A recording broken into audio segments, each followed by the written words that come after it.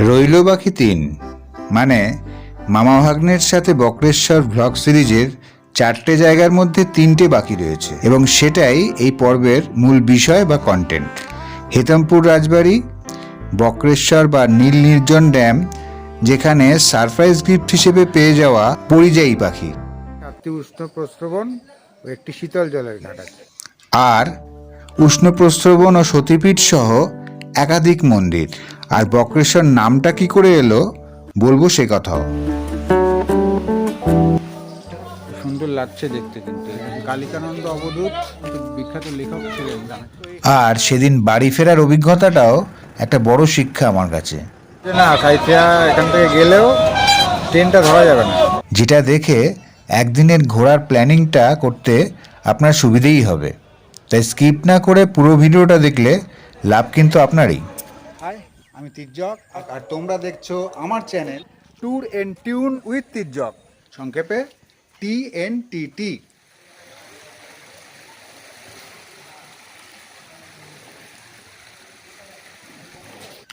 এদিকে ডিসেম্বরের মাঝামাঝি বা অঘ্রাণের শেষাশেষি কদিন আবার শৈত্যপ্রবাহের পূর্বাভাস।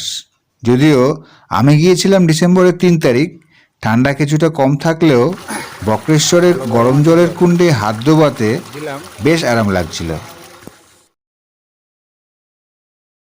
5:05 আমি বাড়ি থেকে বেরোলাম। এটা আমার ব্যান্ডেল 6:18-তে আছে, সিঁড়ি বন্ধ।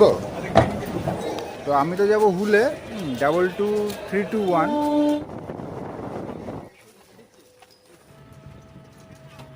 আপনি প্যাকেজে ঘুরিয়ে দেবেন তাই তো? আমি প্যাকেজে ভরে দেবো আপনাকে।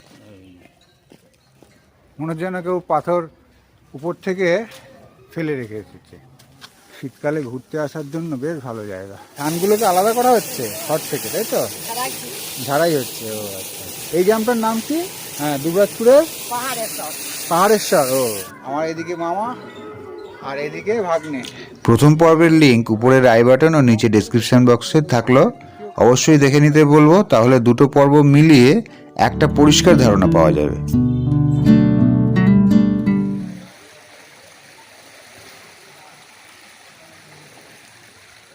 ঠিক আছে, এবার এখান থেকে বেরিয়ে যাবো আমরা। বেরিয়ে গেছে অনেক, 12:10। আমাদের অনেকগুলো জায়গা কভার করতে হবে, তো আরও হয়তো একটু এদিক ওদিক ঘুরে দেখা যেত, কিন্তু সময় হয়তো তো হাতে নেই। এরপরে হেতমপুর রাজবাড়ি যাব। ও, একটা কথা বলি যে আর সেরকম কিছু না, কিছু পাথুরে ভূমিভাগ আর কি, খুব একটা উঠতে কষ্টর ব্যাপার নেই। সমতলের থেকে সামান্য একটু উঁচু, হ্যাঁ, কিন্তু পাথুরে যে ভূভাগটা দেখতে খুব সুন্দর লাগে, এটাই আর কি। এটা মালভূমি অঞ্চলের যে সৌন্দর্য সেটা পাওয়া যায় আর কি। মামা ভাগ্নে পাহাড় থেকে হেতমপুর রাজবাড়ি 3.5 কিলোমিটার, টোটোতে 10 মিনিট।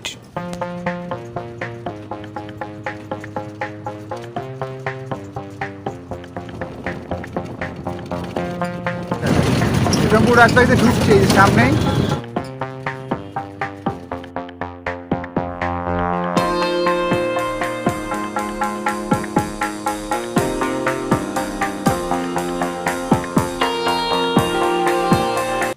এই যে চলে এসেছি এখানে। অবশ্য এই পাশটা এই DAV স্কুল, হেতমপুর রাজবাড়ি দুবরাজপুর, এটা একটা। আচ্ছা, ভেতরে তো ঢুকতে দেবে না তাহলে? এই যে এই পুরোনো স্থাপত্যের কিছু বেঁচে রয়েছে এখন। আচ্ছা, এটা হচ্ছে রবীন্দ্র নজরুল স্মৃতি বিএড এডুকেশনাল ইনস্টিটিউট। এটাও তাই হয়ে গেছে, পুরোনো রাজবাড়িটাই কলেজ বানিয়ে ফেলেছে আর কি, DLED।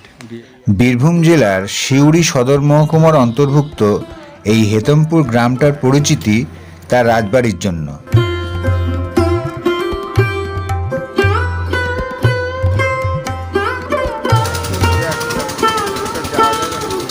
এই যে পেছনে হেতমপুর রাজবাড়ির গেটের ওখানটা, ওই পাশটা তো DAV স্কুল হয়ে গেছে, আর এই পাশটা বিএড কলেজ হয়েছে। ঝোপ জঙ্গল হয়ে আছে, আর কিছু পুরোনো গাড়ি ফাড়ি, অন্য বিল্ডিং গজিয়েছে। এলে একটু 2 মিনিট ঘুরে জাস্ট এই বিল্ডিংটার একটা না, সামনে বিল্ডিংটা আছে, ওটা একটা দেখাতে পারবো অবশ্য।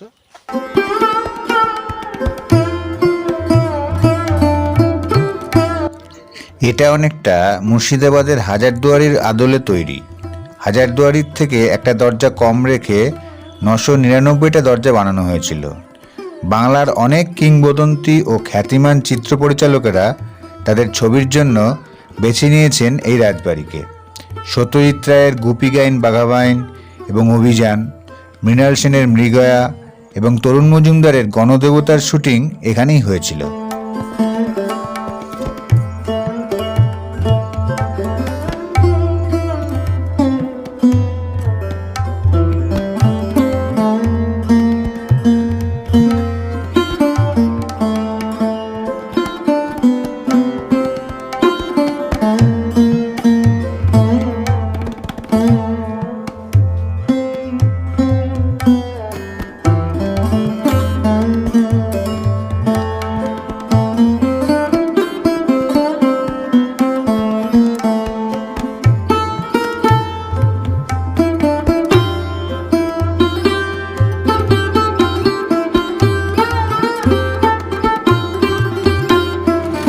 এখানে দুবরাজপুর মা মানে পাহাড় রাজবাড়ি ঘোরার পর দুবরাজপুরের মাঝেই এটা কোল্ড এরিয়া, এটা ঢুকছি আমরা হাইওয়ে ন্যাশনাল।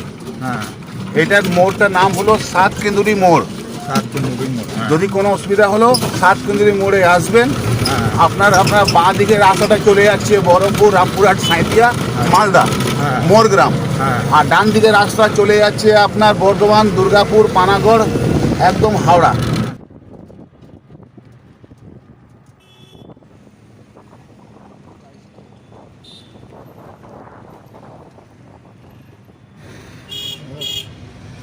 এই হাই রোড থেকে, তাই তো, হাইওয়ে থেকে আমরা বাঁদিকে বাদিকে বক্রেশ্বর ড্যামের দিকে এবার যাব।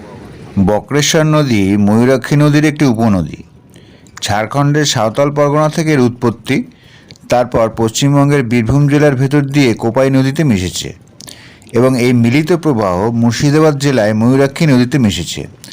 আর বক্রেশ্বর নদীর উপর এই বক্রেশ্বর বাঁধ, যেটা নীল নির্জন ড্যাম নামে পরিচিত এবং এলাকার একটি জনপ্রিয় ট্যুরিস্ট স্পট। এটা বক্রেশ্বর তাপবিদ্যুৎ প্রকল্পেরই একটা অংশ।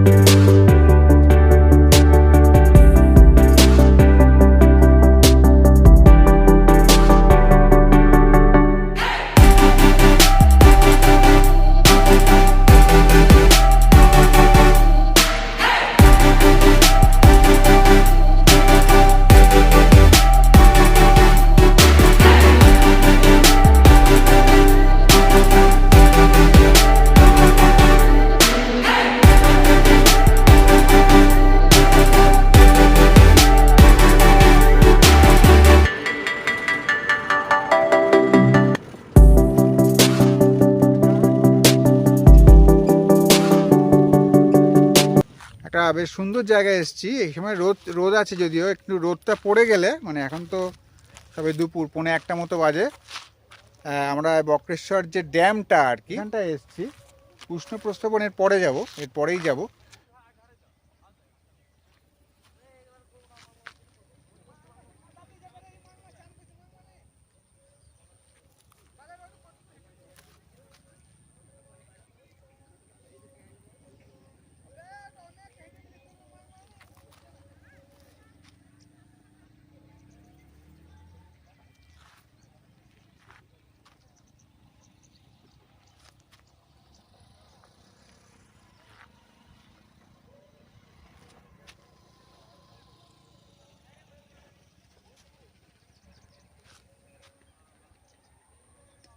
খুব নিরিবিলি তো এলাকাটা, সেই অর্থে সেই জন্য মনে হয় নির্জন নামটা দিয়েছে। তো আমি দেখাচ্ছি এখানে বেশ কিছু পরিযায়ী পাখি এসছে।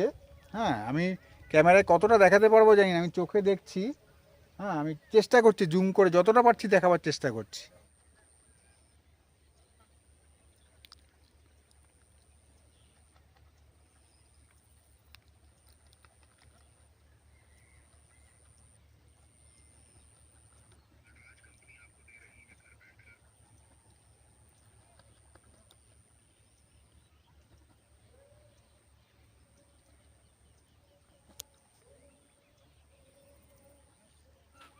এদিকে আছে কিছু, আবার ওই সাইডটাতে কিছু আছে দেখা।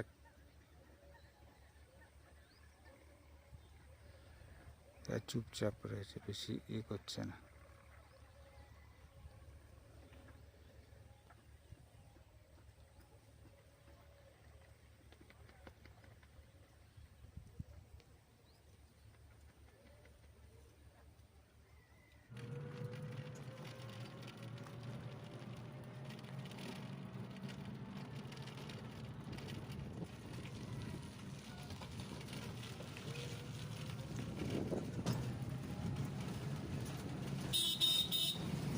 প্ল্যান তো অনেকটাই চেঞ্জ হয়ে গেল। আমি তো ভেবেছিলাম যে আজকে ফিরে যাব সাঁইথিয়া হয়ে। হ্যাঁ, তো সেটা আজকে আর করা যাবে না, কারণ তাহলে বক্রেশ্বর উষ্ণ প্রস্রবণ যেটা, সতীপীঠ যেটা, সেটা মিস হয়ে যাবে আর কি, কারণ টাইমে হবে না, সময়ে হবে না।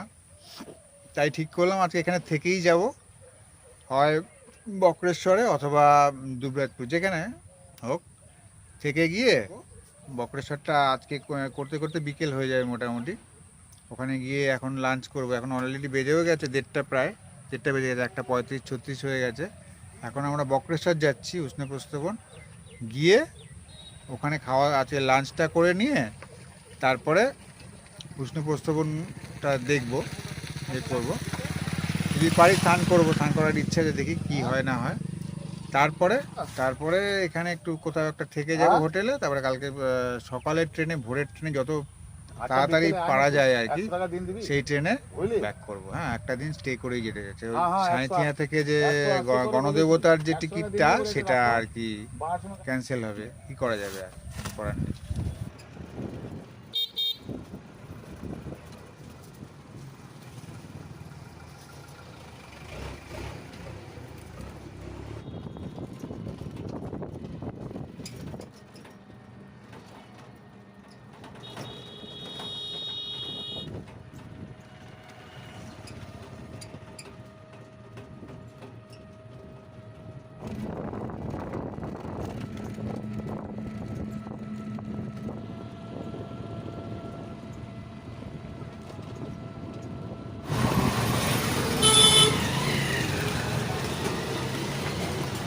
এখান থেকে লস হোটেল সব শুরু, বুঝলেন তো?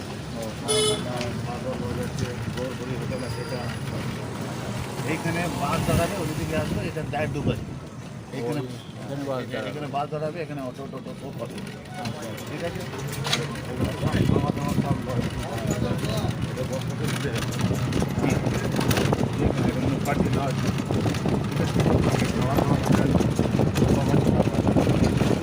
এই যে গীতা হোটেল, এই মন্দির রোড, আর এই উষ্ণপ্রস্রবণের মানে মন্দিরের কাছেই পড়ে এটা। হ্যাঁ, এখানেই একটু খাওয়া দাওয়া করবো এবার দুপুরে, দেখি কি পাওয়া যায়।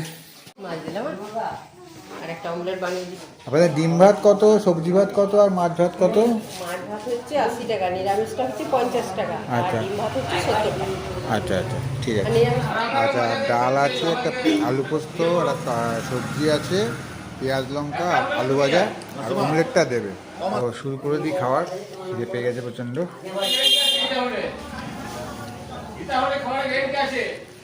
তো খাবার হোটেল থেকে তো এলাম, দেখালাম ওই যে গীতা হোটেল সম্বন্ধে। হ্যাঁ, ওটা থেকে একদম ঢিলচোড়া দূরত্বেই যে গরম জলের ঘাট বলে লেখা আছে, দেখিয়ে দিচ্ছি সবই। আর ওখানে 10 টাকা দিয়ে টিকিট করতে হবে। হ্যাঁ, 2:30 বাজে। দেখি, আমি চেষ্টা করছি যাতে আজকেই চলে যাওয়া যায়। হ্যাঁ, থাকতে চাইছি না, ফালতু একটা দিন একটা রাত আবার থেকে সময়ও যাবে, টাকাও যাবে। এই যে গরম জলের ঘাট এখানে লেখা আছে, আর এই দিকটাতে এখানটাতে কার পার্কিংয়ের জায়গা আছে, আর এই জায়গাটায় রয়েছে এই যে গরম জলের ঘাট বলে লেখা আছে। একবার বেরিয়ে গেলে আর ঢোকা যাবে না, পুনরায় ঢুকলে পুনরায় করে তুলে দিতে হবে, এখানে লেখা আছে আর কি। হ্যাঁ, তো এখানে টিকিটটা করতে হবে 10 টাকা দিয়ে। 6টা থেকে খোলা আছে, 6টা থেকে 6টা। 6টা থেকে 6টা। আচ্ছা, একটা দিন আমাকে অনলাইন হয় না? না, আর এখানে কটা কুণ্ড আছে মোট? 10টা না? হ্যাঁ, 7টা। এই যে টিকিট, উষ্ণপ্রস্রবণ, এই যে 10 টাকা।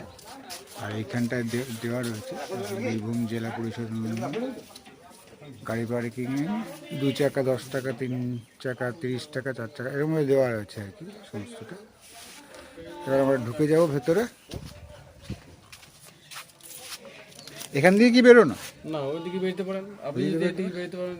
আচ্ছা আচ্ছা, ওইদিকে মন্দির, যে মন্দির যাওয়া হয়, হ্যাঁ সতীপীঠ ওগুলো কি ওদিক দিয়ে দেখে টেকে ওদিক দিয়ে বেরিয়ে যাবো, তাই তো? মন্দির চলে যাবেন, তাহলে আবার ওইদিকে আসা হবে। আচ্ছা আচ্ছা, জুতো তো কোথাও কোথাও কোথাও খুলতে হয়, তো পরে চলে যাবে, পরে যেতে চলে যাবো, এই মন্দিরে যান, ওখানে জুতো খুলে মন্দির। তখন মন্দিরে ঢুকতে হবে। আচ্ছা আচ্ছা, ঠিক আছে। এই যে এখানে একটা সুন্দর মতো করা আছে, এগুলো আমরা এখানে সতীপীঠের ব্যাপারটা এখানে দেওয়া রয়েছে। 51 পীঠের অন্যতম সতীপীঠের মহাপীঠ সিদ্ধপীঠ বক্রেশ্বর ধাম, বক্রেশ্বরের দর্শনীয় স্থান। ঋষি অষ্টাবক্র, বক্রেশ্বর মহাদেব, ক্ষেত্রপাল বৈঠক ভৈরব, বক্রেশ্বর মহাশ্মশান, দেবী মহিষমর্দিনী দুর্গা, ভূমধ্যস্থল মন, মানে মহিষমর্দিনী দুর্গা এখানে দেবীর ভূমধ্যে মানে ত্রিনয়ন পড়েছিল, সেটার থেকে এখানে সেটা সতীপীঠ গড়ে উঠেছে। এই অক্ষয় বটবৃক্ষ, কালাপাহাড় কর্তৃক ধ্বংসপ্রাপ্ত হরগৌরী মূর্তি, এত কিছু সবটা দেখাতে পারবো কিনা জানি না, আমি দেখছি। 7টি উষ্ণ প্রস্রবণ ও একটি শীতল জলের ঘাট আছে। বীরভূমের পঞ্চপীঠ তো দেওয়া রয়েছে এখানে। এটা ছাড়াও কঙ্কালীতলা আছে, নলহাটি আছে, সাঁইথিয়া আছে, লাভপুর আছে, সবটা ডিটেলসে খুব সুন্দর দেওয়া রয়েছে।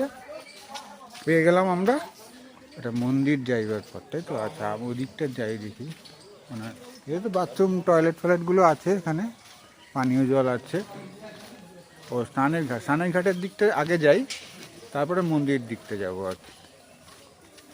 আর এখানে বেশ একটা এই যে বটগাছ রয়েছে, সুন্দর বেদি করে রাখা রয়েছে, খুব সুন্দর। এখানে যদি কিছুক্ষণ বসে সময় কাটানো যেতে পারে, এই যে সময় থাকলে তো এখানে বসে কিছুক্ষণ থাকা যেত। খুব সুন্দর করে গোছানো গাছানো রয়েছে। আর এদিকে সব বাথরুম, ওয়াশরুম সবই রয়েছে, কোনো অসুবিধা কিছু নেই। এখানে ফুলের চারা লাগানো রয়েছে, ডাস্টবিন আছে আলাদা করে। আচ্ছা, পুরুষ স্নানের ঘাট আর হচ্ছে মহিলা স্নানের ঘাট আলাদা করা আছে। এই যে মহিলা স্নানের ঘাট এই দিকটায়, আর পুরুষ স্নানের ঘাট এই দিকটা। আমরা পুরুষ স্নানের ঘাটের দিকটা দেখি যাই। আর এখানে সুন্দর কারুকার্য করা আছে, এই যে এই যে এই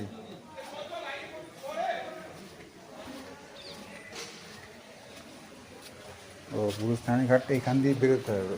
এই যে তাহলে আটকে গেলাম নাকি আবার, এখানে এখান দিয়ে নামলাম। এই যে এই পুরুষ স্নানের ঘাটের এখান দিয়ে নেমে, এই যে এইটা হচ্ছে এই কুণ্ডটা, এখান দিয়ে এই যে সিংহের মুখ দিয়ে জল পড়ছিল।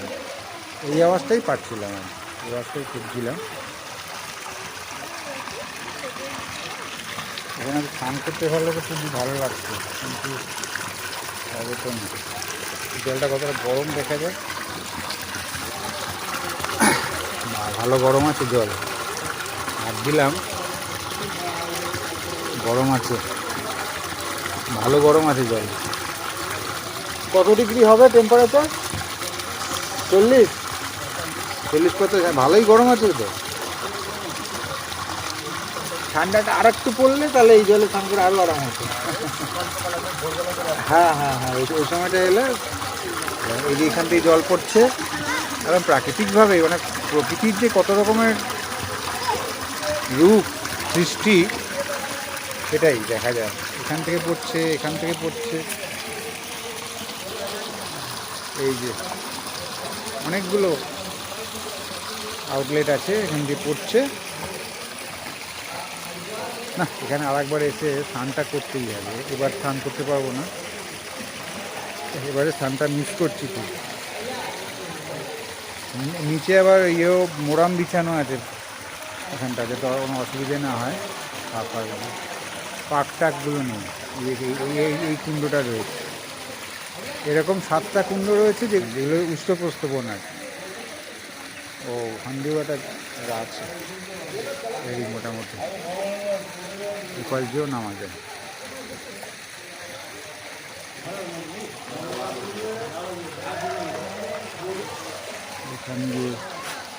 এখানে আবার কি জল পড়ছে? এটাও কুণ্ডের জল। আমরা বেরিয়ে যাই এখানটা দিয়ে, স্নান করে এখানে জামা কাপড় ছাড়া সুবিধা হবে আর কি। ওখান দিয়ে শর্টকাটে নেমে এলাম, এইখান দিয়ে ওঠা যেত। এটি বলে লেখা আছে এখানে, চতুরা প্রমিস। এগুলো কিসের সুন্দর সুন্দর সব কারুকার্য করা রয়েছে, মুরাল টাইপের, মুরাল এবং বেশ কিছু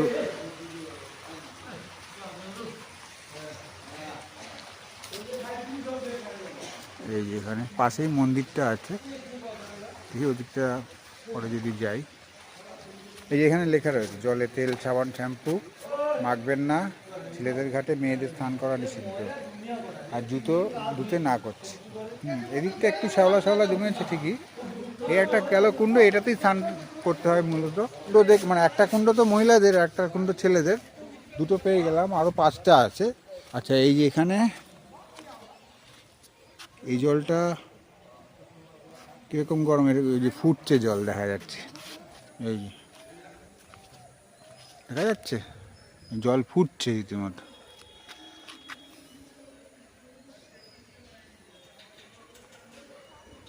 আর এই যে পুরো কুণ্ডটা, এখানে হাত দিলে হাত পুড়ে যাবে নির্ঘাত। ওখান দিয়ে ধোঁয়া বেরোচ্ছে, আমি ওদিকটা যাচ্ছি, জল পুরো ফুটছে, ভালো রকম বোঝা যাচ্ছে। হঠাৎ করে দেখলে মনে হবে যেন মাছ রয়েছে, আসলে তা না, এখানে জল ফুটছে এখানে।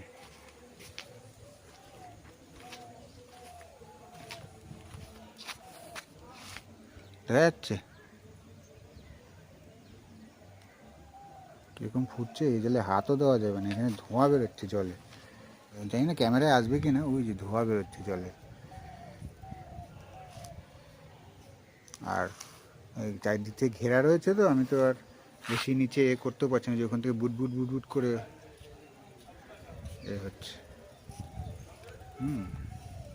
এটাকে অনেকে কি বলবে, ঈশ্বরের খেয়াল, ঈশ্বরের করিশ্মা।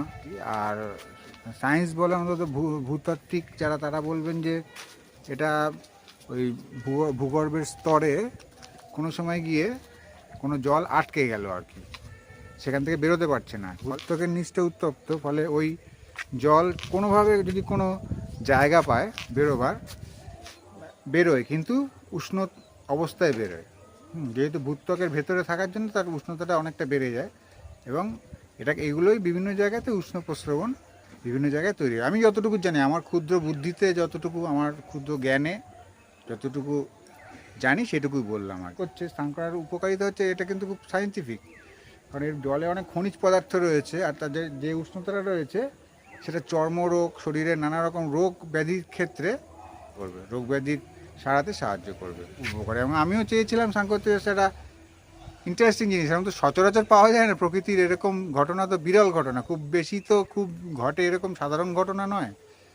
পরে আরেকবার আসার ইচ্ছে থাকলো, এখানে এসে স্নান করার ইচ্ছে থাকলো, ঠিক আছে। ব্যাপার হচ্ছে কটা কুণ্ড দেখলাম, ওখানে দুটো, এখানে একটা, আরও 4টে কুণ্ড সম্ভবত বাইরে রয়েছে নাকি, ওই পাশে আর একটা কুণ্ড আছে, দেখছি এখানে গরম তাপ লাগছে রীতিমতো আমার। হ্যাঁ, এই যে জায়গাটায় বেশ একটা গরম ভাব, মানে গরম জলের উপর হাত রাখলে যেমন হয় না, সেরকম খুব ফুটছে এই এখানে জল। এটা আর একটা কুণ্ড, এটা 4টে কুণ্ড পেলাম, এটা হচ্ছে 5, ওটা একটা কুণ্ড যদি হয় 5টা। হ্যাঁ, জল কীরকমভাবে ফুটছে, এখানে হাত দিলেই হাত পুড়ে যাতা অবস্থা হবে। এটা মানে ওটার থেকেও বেশি গরম, ধোঁয়াও বেরোচ্ছে, দেখা যাচ্ছে ধোঁয়া বেরোচ্ছে। এটা আর একটা কুণ্ড না? হ্যাঁ, কত টেম্পারেচার, এগুলো লিখে টিলে দিলে বোঝা যেত, ভালো হতো, সুবিধা হতো, নাহলে আমরা বুঝবো কুণ্ড যেটা, মানে কটা কুণ্ড হলো, ওদিকে 2টো, এদিকে 3টে। এই যে এটা অতটা, এটাও ফুটছে, ওইটার মতো না, পাশেরটা আরও অনেক বেশি টেম্পারেচার মনে হলো। এই যে এখান দিয়ে চলো দেখি, যাওয়া যাক। ও আর এখানেও একটা আছে, এখানে মনে হচ্ছে সবচেয়ে গরম, তো মনে হচ্ছে এখানটাতেই, এটা 80-90 ডিগ্রি হয়ে যাবে মনে হয়। বাপরে বাপ, এই ধোঁয়া উঠছে কেমন, ওই যে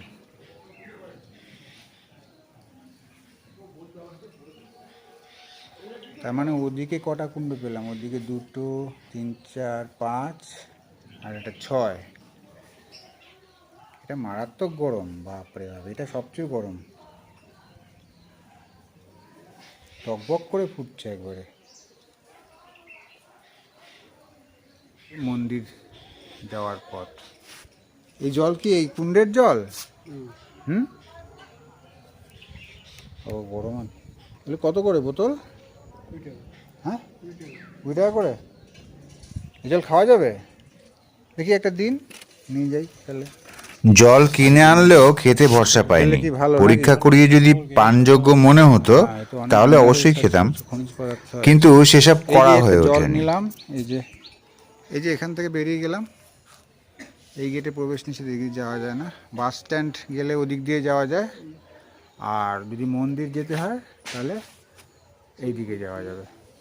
মন্দিরটা চট করে ঘুরে চলে আসে। এখানে সমস্ত জিনিসপত্র রয়েছে, পুজো টুজো দিলে বা কিছু সংগ্রহ করতে চাইলে। পুজোর জিনিসপত্র তো আছেই, তাছাড়াও ফটো বা ইত্যাদি সেই পস্টারগুলো এখানে রয়েছে।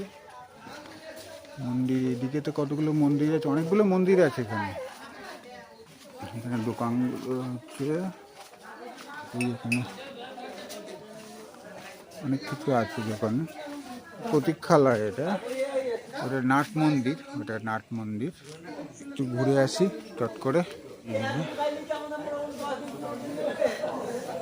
এই এখানে সব আছে, আর এখানে বলি কাঠ রয়েছে দেখতে পাচ্ছি। আর ওখানে মহিষাসুর মর্দিনী এই যে।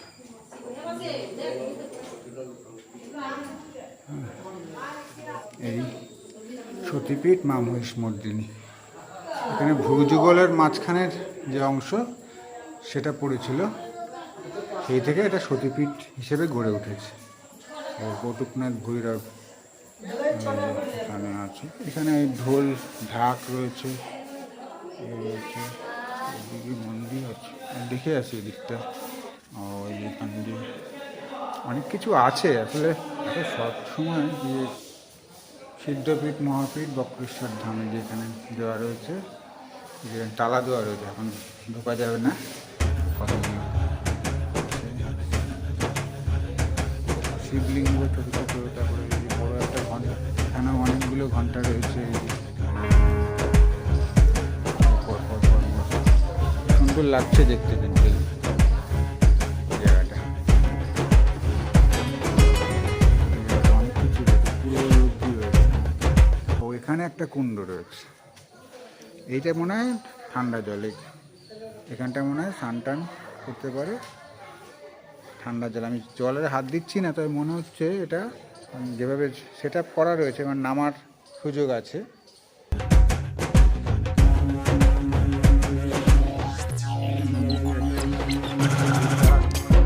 বক্রেশ্বর নামটি এসছে স্থানীয় বক্রেশ্বর শিবের নাম অনুসারে। বক্রেশ্বর নিয়ে পৌরাণিক কাহিনীটা ছোট্ট করে হয়ে যাক। সত্যযুগে লক্ষ্মী ও নারায়ণের বিয়ের অনুষ্ঠানে দেবরাজ ইন্দ্র সুব্রত নামক মুনিকে অপমান করেন।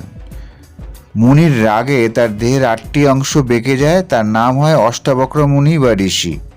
বহু বছর শিবের তপস্যা করে তিনি অবশেষে সুস্থ হয়ে ওঠেন।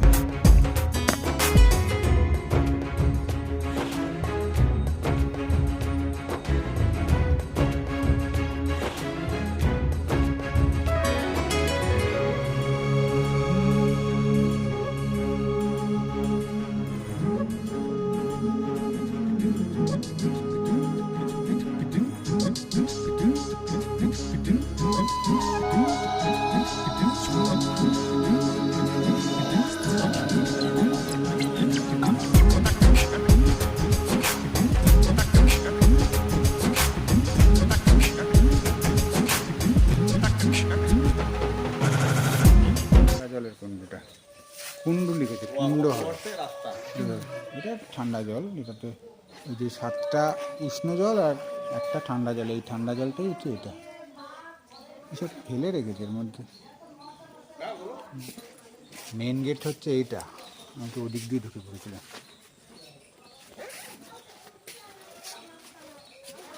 ওই এখানটা ফ্রন্টটা হচ্ছে এটা, এইদিকে। এবার এখান দিয়ে বেরিয়ে চলে যাওয়া যাবে, অসুবিধা কিছু নেই। এটাকে একটু জুম করে দেখিয়ে দিই। উপরে মহাদেব আর তার 2 শিষ্য, মানে চেলা, আর এই যে মন্দির। কিন্তু অনেক শর্টে সারতে হলো আর কি। যে পরপর অজস্র শিব মন্দির এখানে, এদিকে আছে, এদিকেও কি মন্দির আছে। আর এটা যে কালিকানন্দ অবধূত, ওই যে তার আশ্রম, অবধূত আশ্রম, ওই তো বিখ্যাত লেখক ছিলেন, আমি জানি। সেটা দেখবো আর কি, সিউড়ি গিয়ে তারপরে ওখান থেকে সাইডে আবার ব্রেক করে করে যেতে হবে। দেখি এখানে বাস কী পাওয়া যাবে। সব জায়গাতে সবসময় বাস পাওয়া যাবে ঠিকঠাক ওরকম তো কোনো ব্যাপার নেই। তো করে দেখিয়ে দিচ্ছি, আপডেটটা দিয়ে ইনফরমেশানটা দিয়ে দিচ্ছি কী কী আছে না আছে। এটা তোমাদেরও সুবিধা হবে তাহলে কখনো এলে, যে ডেলি মানে ওয়ান ডে ট্রিপ পাওয়া যাবে কি না, ওয়ান ডে এসেই ফিরে যাওয়া যাবে কি না কলকাতা বা ওইদিকে কোথাও। ঠিক আছে, এখানে থাকার জন্য খাওয়ার হোটেল তো প্রচুর আছে আশপাশেই।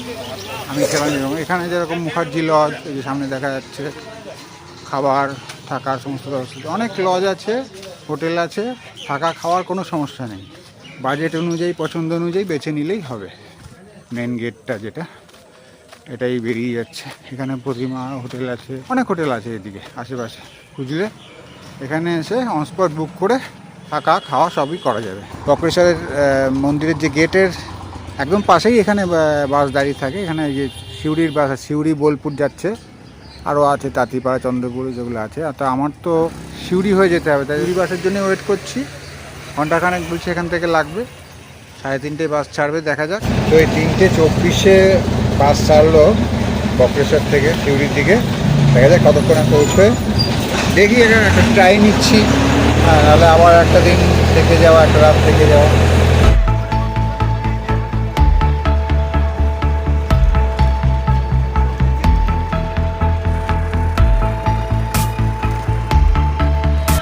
ট্রাভেল করলে এই ব্যাপারগুলো চলেই আসে, যে ওই জন্য বোলপুরের বাসে উঠে পড়লাম। সাঁইথিয়ার বাস বলে দিল যে না, সাঁইথিয়া এখান থেকে গেলেও ট্রেনটা ধরা যাবে না, বন্ধুবান্ধবরা ধরতে পারবো না, এই জন্য এখান থেকে বোলপুর চলে যাচ্ছি। বোলপুরে গেলে আর কিছুটা সময় কেনা যাবে আর কি, মানে 6-6টা নাগাদ মনে হয় ওখানে গিয়ে যদি ওঠা যায় আর কি, সেই চেষ্টা করছি আর কি।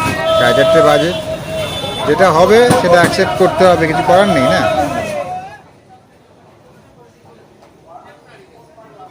তো যাই হোক, সাপে বর একদিক থেকে হয়েছে, মানে ট্রেন লেট করেছে বলে আমার সুবিধা হয়ে গেছে, প্রায় 20 মিনিট লেট।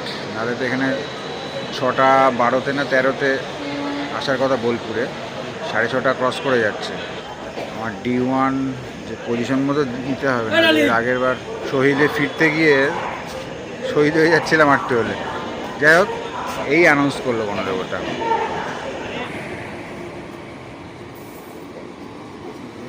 37-37-এ ছাড়লো, 20-22 মতো লেট। ঠিক আছে, বুঝে নেই, দেখা যাক কতক্ষণে শাওড়াফুলি পৌঁছয়, সেই অনুযায়ী।